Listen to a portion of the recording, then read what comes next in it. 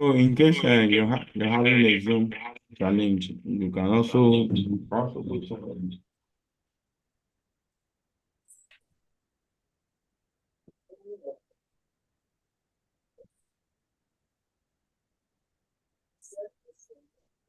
in case you're having a challenge with the Zoom platform, you can also go to my YouTube channel, Dr. Aliu is there, so you can also watch from there too. It's also live on YouTube.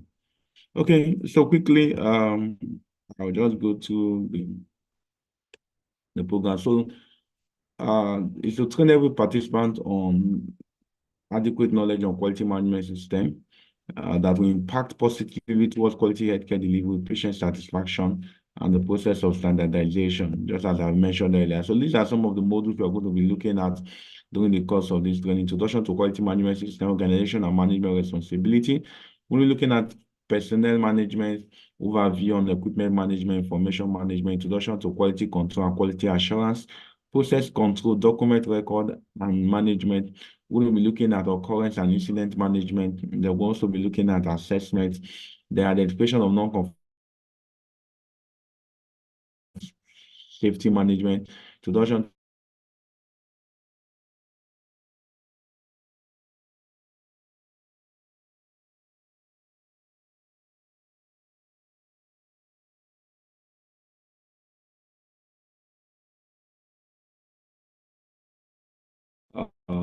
customer satisfaction and project. So by way of introduction, quality management system.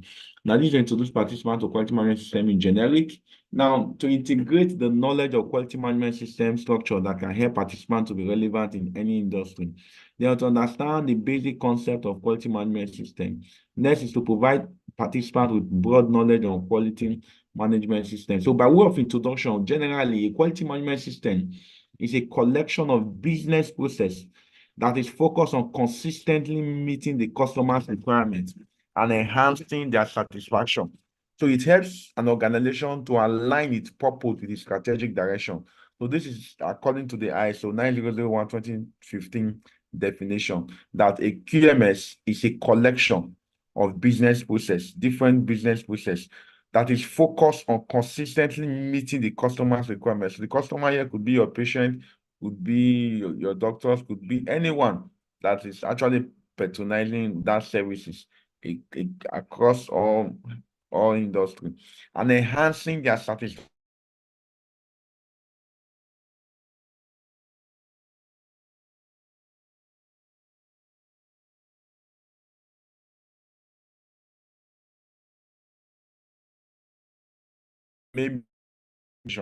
So this includes all the aspects that can impact the quest of an organization trying to meet and satisfy the customer's need. Now, in other words, when we talk about QMS focuses on every action to be executed while working on a services or a product of an organization, ensuring that it meets its customers' requirements. QMS is very important in the sense that the whole essence of the QMS is bringing process, procedures, systems in place to ensure that quality service is delivered. Now, the QMS is also a system that encompasses documenting all your process, procedures, responsibility for achieving quality policies and quality objectives. Now, the ISO 9001:2015 is the international standard that specifies all the requirements that is needed to implement a quality management system in generic. Now, by way of definition, a quality management system can be described or can be defined as the coordinated activities. Please underline that word, coordinated activities or documented activities to direct and control an organization with regards to quality. So the documented activities, the coordinated activities that direct any organization with regards to quality is known as quality management system. So this definition is used by ISO, which is International Organization for Standardization, and by Clinical and Laboratory Standard Institute, CLSI. Both groups are internationally recognized laboratory standard organization. So we're going to discuss in details of it as we go along. So in a QMS, all aspects of the operation, including the organization structure, process, and procedure, needs to be addressed to assure what quality. your operation, your organization structure, your process, your procedure needs to be addressed to be able to assure quality. Now, for the sake of us who are laboratory professionals that are here, I decided to define what is laboratory quality. So laboratory quality can be defined as the accuracy, reliability, timeliness of a reported test result. So the ability for your result to be accurate, to be reliable, and to be timely. When we're talking about timeliness, we're talking about the turnaround time. Let's say, for example, a result is needed for surgery, and that surgery is to be taking place by, let's say, 4 p.m. and the sample came in, let's say, around 12 noon, and the turnaround time is 2 hours. So by 2 p.m., that result is supposed to be ready. And at the end of the day, the result is not ready before that procedure. If that procedure takes place, that your result has become a mere paper information because it has not met the timeliness. The TAT is defeated. So once the TAT is defeated, the quality of that result is also defeated. So the laboratory quality can be defined as the ability for the result to be accurate. Accuracy talks about the closeness of the result to the result, reliability, reproducibility, and the timeliness of that reported test result. So the laboratory result must be as accurate as possible. All aspects of the laboratory operation must be reliable, and reporting must be timely to ensure effective use in a clinical and a public health setting, while also meeting patient needs and requirements. Now, when we talk about the quality system, a quality system refers to the organization resources, the process, and the procedures to implement what quality management. So that is quality system. So quality system is more than quality assurance and quality control. However, quality control is a subset of the quality assurance program. In other words, quality control program is part of the quality assurance program. And quality assurance program is a subset of the quality system, of the quality management system. We call it the big three Qs. Quality management system, quality assurance, and quality control are key components of what? The quality system. Now look at, so this is called the three Qs of quality. We have quality control, quality assurance, quality management. This forms the quality system of every organization. Now let's dive into some brief history on QMS. Now, the history of QMS can be traced all the way back to the Middle Age. Now, it was during 1920 that the quality management system, as we all know it today, began to surface. While the focus of the quality management system was still on the end product, it was first time that statistical theory was applied to product quality control. Now, what do I actually mean? Now, there was a time whereby there was inferior products. And so some of the Japanese and quality leaders decided to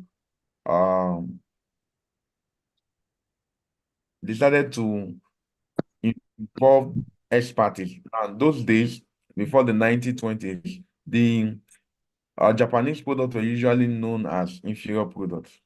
So basically, so this industry, that more of the manufacturing industry then decided to engage professionals like Demi, Dodge, Jura. Can you mute your mic? Now, at this process, initially the quality was just being checked based on the end product. So at the end of the day, when the product is checked, so you begin to look at what's the quality of this product. But when this system was put in place, so they now like, instead of checking just the end product, let's begin to check the process that leads to the end product, with the raw materials, the process, how it's being done, because it is the process that actually leads to the end product. So change and development were brought forth during the 1940s by industry leaders and experts like Demi, Dodge, Jura, and Aromi. It was also during the 1940s that Japan caught the wind of total quality management system, which is a management system of implementing quality management. Now, Sherwood developed a method of statistical process in 1920, forming the basis of the quality control procedures in the lab. Those statistical analysis to analyze stuff and all that. Now, quality control method were not just applied was not applied until 1914 within the laboratory space and the healthcare space. Other critical thinkers include these names here: Fengbong, Karo, Ishakwa, and Genish, Tagosh, all added to the concept of developing quality management system into the healthcare space. And that is how this culture of quality began to creep into the healthcare space. If you look at some of these things, you see people like W. Edward Deming. If we talk about process improvement, you definitely know them. Philip Crosby, Joseph Juran, and Walter Sherwatt, and etc. Now, let's look at this. Now, the quality management system principles. There's what we call the quality management system principles. There's what we call the quality management system essentials. Now, the principles are derived.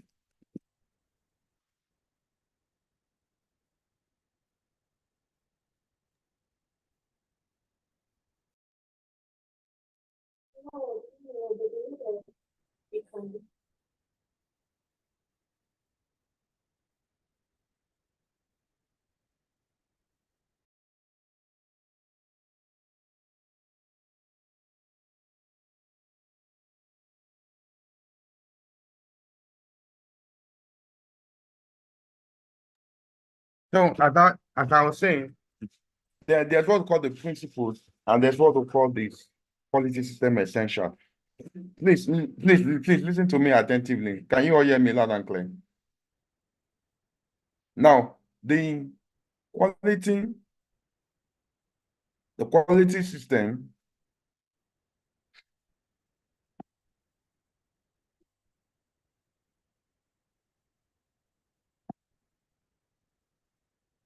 so the quality management system principles are derived from the ISO 9001-2015. These principles form the foundation of the ISO portfolio for quality management system standard and also serve as basis for good laboratory practice, good clinical laboratory practice, and good manufacturing practice. That's the GLP, GCP, GCLP, and GMP.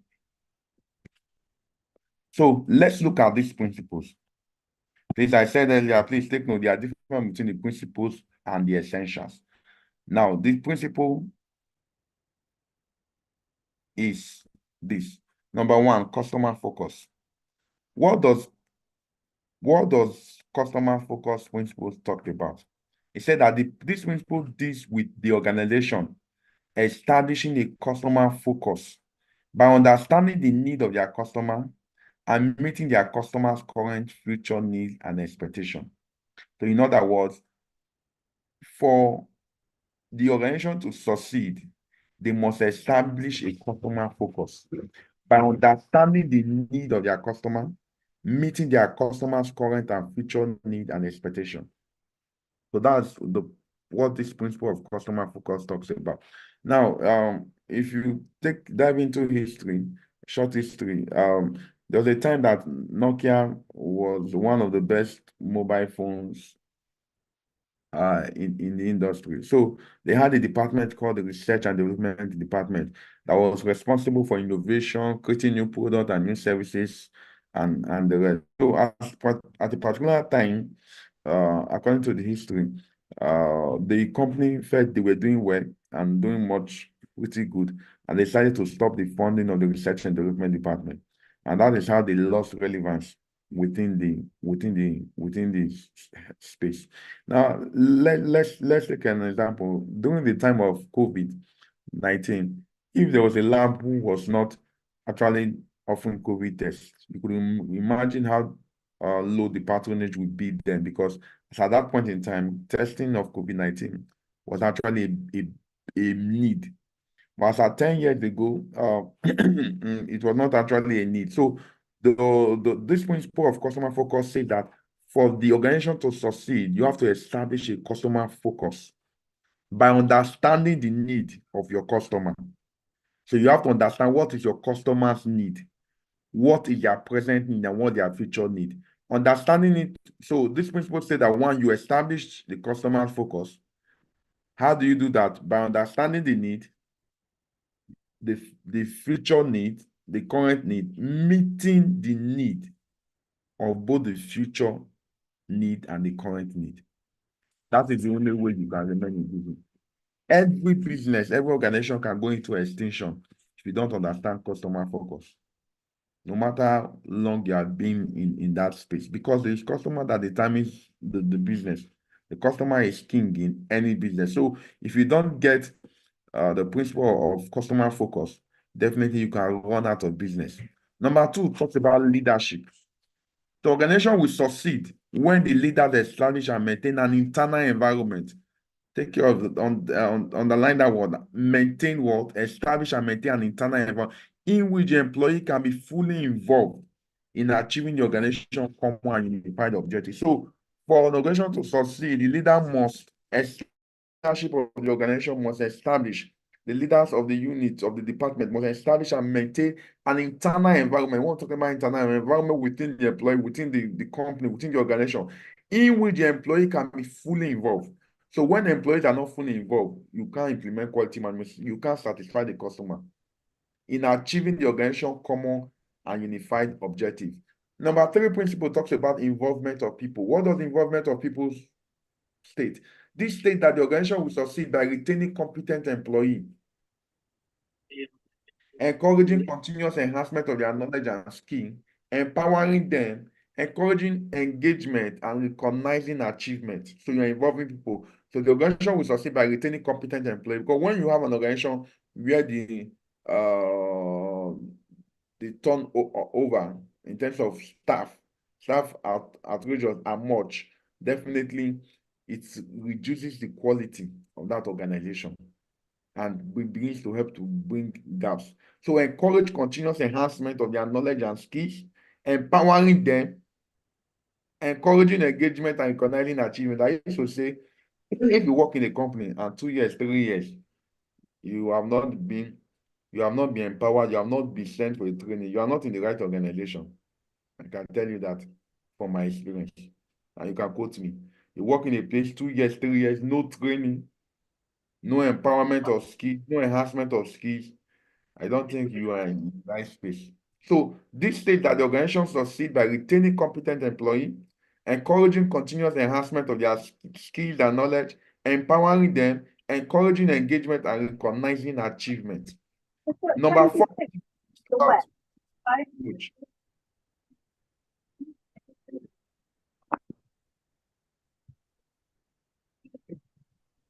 please, can everyone mute his mic?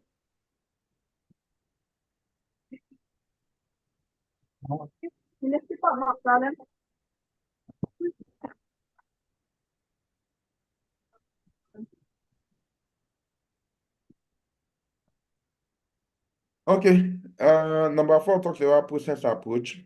So this process approach, the organization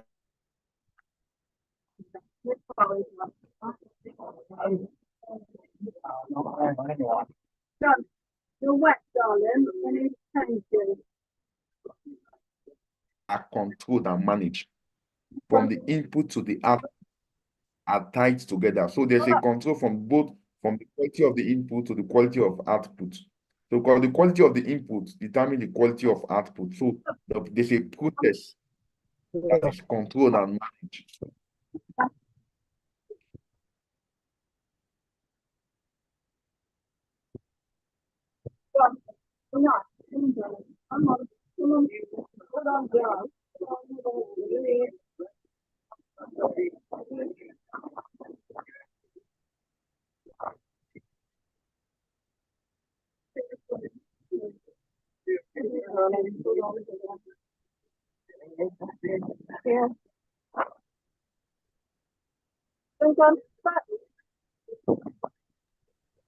Please, can you mute your mic, please?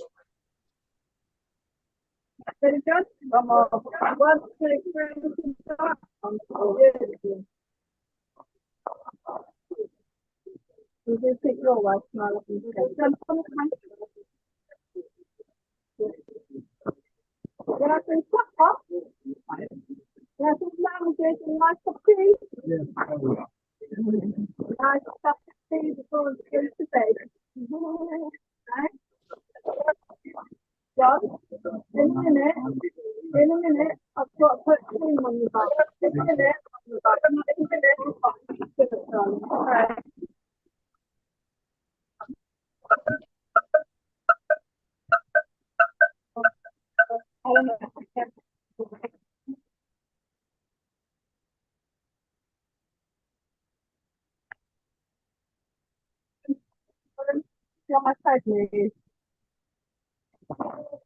Is one done?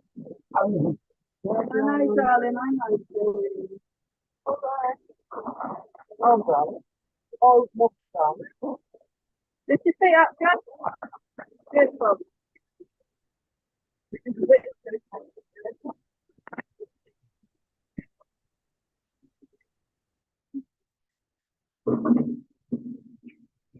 You want to move them up? Jan, you know that way, darling? You need to spider them up.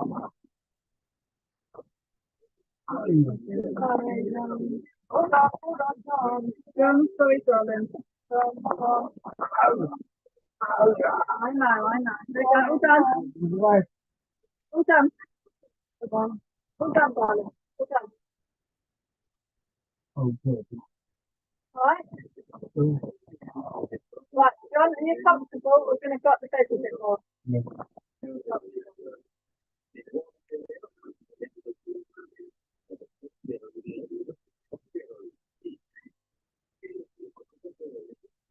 Olympics finished, John? Okay. Okay, John. That's the thing then, like, you're up the long way round. That's the bum. The bum's head to be this way.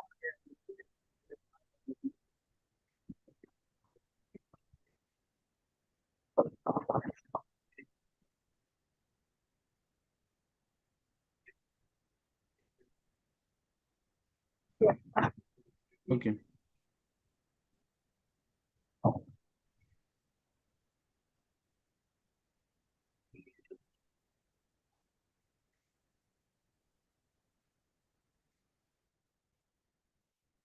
But the first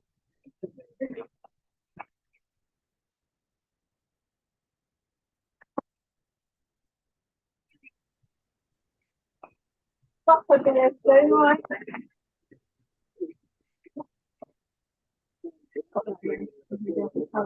Fine.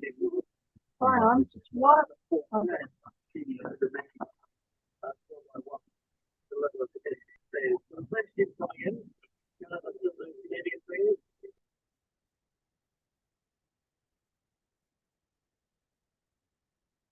Okay.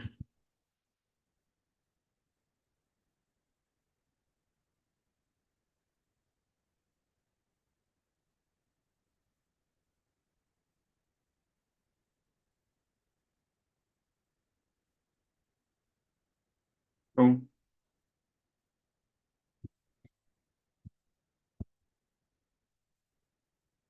so the next talks about involvement of people, which I've explained. I've talked about process approach.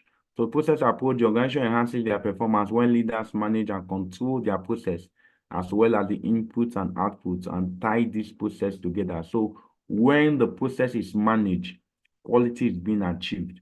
In other words, you have to manage the quality of your input, and that will determine the quality of your output. So they have to be tied as one process.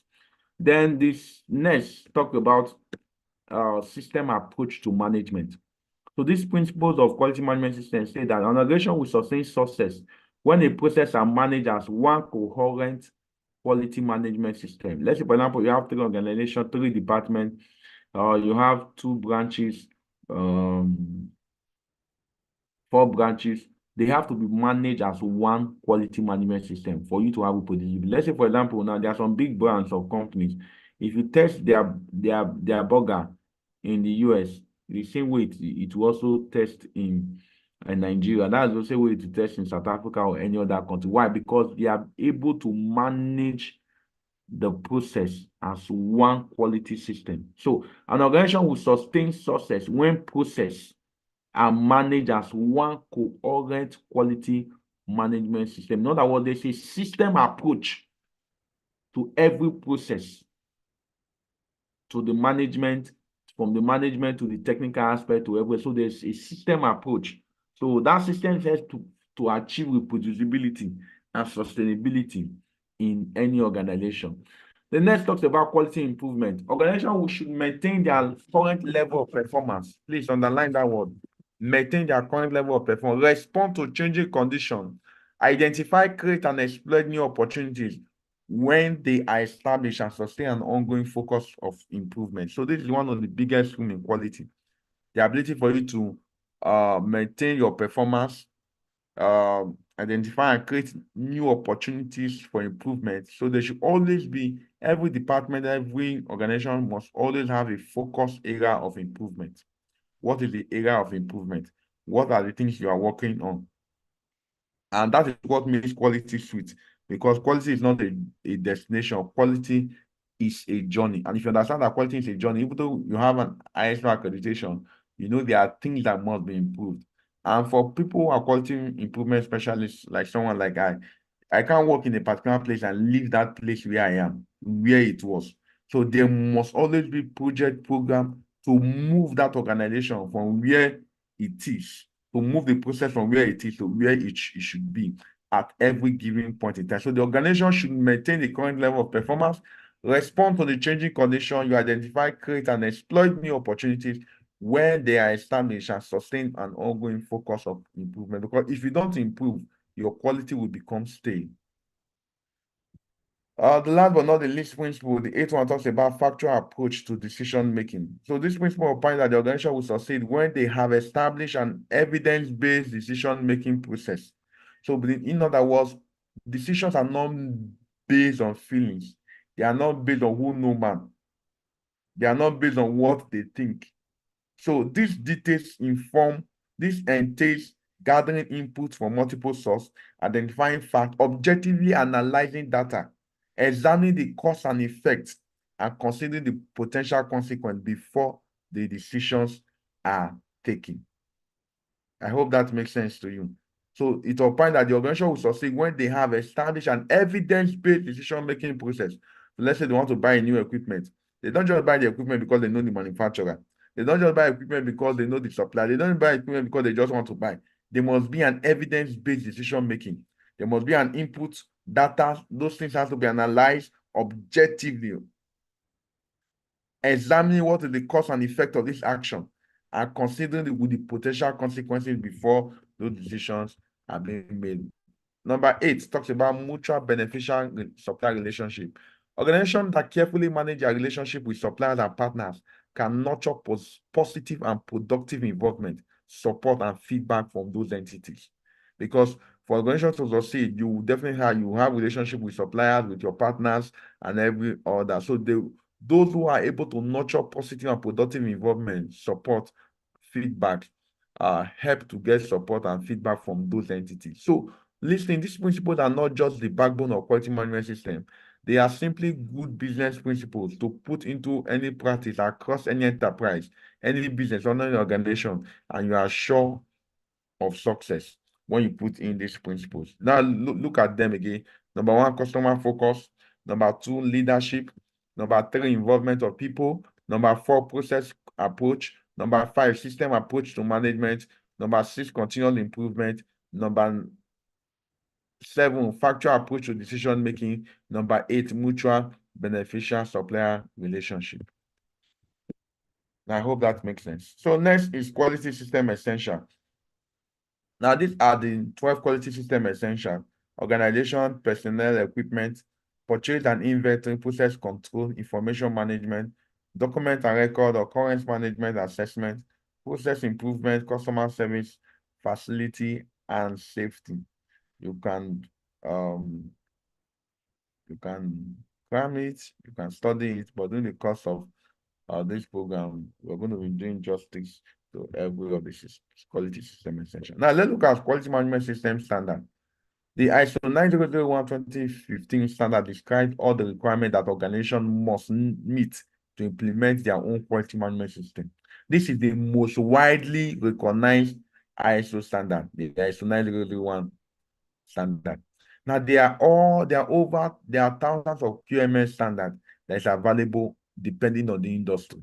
Let's say, for example, there are ISO 00900 family described include 900 for automobile related products. ISO 1400 family deals with this family of ISO 1400 deals with environmental management system. If you want to know more about environmental management system, you will need to look at the ISO 14000 family standard. Then we have ISO 13485. This is for medical devices. There's ISO 190111 for auditing management system, and there's ISO 15189 for medical laboratory practice. So you could check and study as many as possible. So every industry has its own ISO standard. So I just brought a list as a point of reference. Now let's look at the laboratory operation for those of us who are in the laboratory space. Now we have what we call the pre-examination, examination, and post-examination, or in other words, what we call the pre-analytical, analytical, and the post-analytical. Now, these are what we call the holistic process of the lab operation that covers from the pre-analytical. Under the pre-analytical, we have patient client preparation, sample collection, personnel competency test evaluation, sample receipts and processing, sample transportation, etc. Then under the examination, we have testing, quality controls, results validation. Then post-examination, we have reporting, record keeping, and etc. All this forms the holistic process for the lab approach. What are the benefits of implementing quality management system? Now, it helps in meeting customers' needs that will help to build trust in the organization. It helps to increase sales and patronage for clients and customers. It helps meeting the organization requirement that ensure that the organization complies with regulatory bodies and internal standards.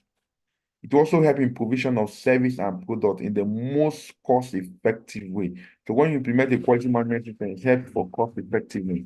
It helps to create room for growth, expansion, and profitability. It does not totally guarantee an error-free process, but it detects errors that may occur and prevent them from occurring. So if you have a QMS fully implemented, that does not mean there will not be error. But the good thing about it is that the error will not go undetected. So the error will be napped, the error can be corrected, the error can be prevented from reoccurring.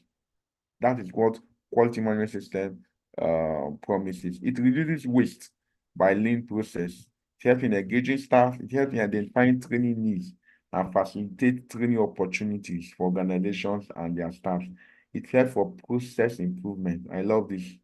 The quality management system, if you implement a quality management system in your organization, your department, in wherever you work, I tell you there must be improvement. Why? Because that is the focus. Improvement, meeting the customer's need, exceeding the customer's need, identifying, putting process, program, project, procedures that will help to improve the overall outcome of the organization. It gives you a holistic view and control of the system and the process.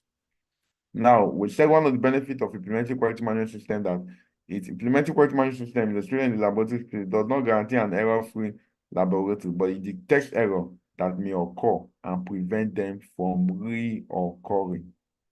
Now, let's look at this QMS cycle. Now, this quality management system cycle talks about continuous improvement that for you to have a good quality, you have to define your business process. Then there must be management responsibility. Because if the management is not responsible, definitely you cannot implement quality. That's why you have management requirements as key aspects. Because where the management is not committed to quality, definitely little or none can be done about quality. Next talks about if the management requirement, management responsibility, talks about the organization having a customer focus, the ability for the organization to manage resource, service provision, monitor and measure, evaluate customers' feedback satisfaction. And when you have those customers' feedback and satisfaction, you have to improve on those feedback. And that's how the system goes over and over again until quality is being implemented. So in summary, the quality management system cycle entails defining a business process which the management must be committed to with the focus to satisfy the customers' needed service by providing the needed resources and managing the available resources. So this service and process must be monitored and measured to ensure quality that is customer-centric. while then getting feedback from the customer, the client, the patient, or the consumer, this cycle does not end. There must be a continuous improvement on the quality. This is what guarantees the standard of any process, product, or system. Remember, quality is not a destination, quality is a journey. So if you have that understanding that quality is a journey, you keep evolving, keep doing as much as you can do within your department, within your organization, within the system to ensure that the quality is being improved as much as we can.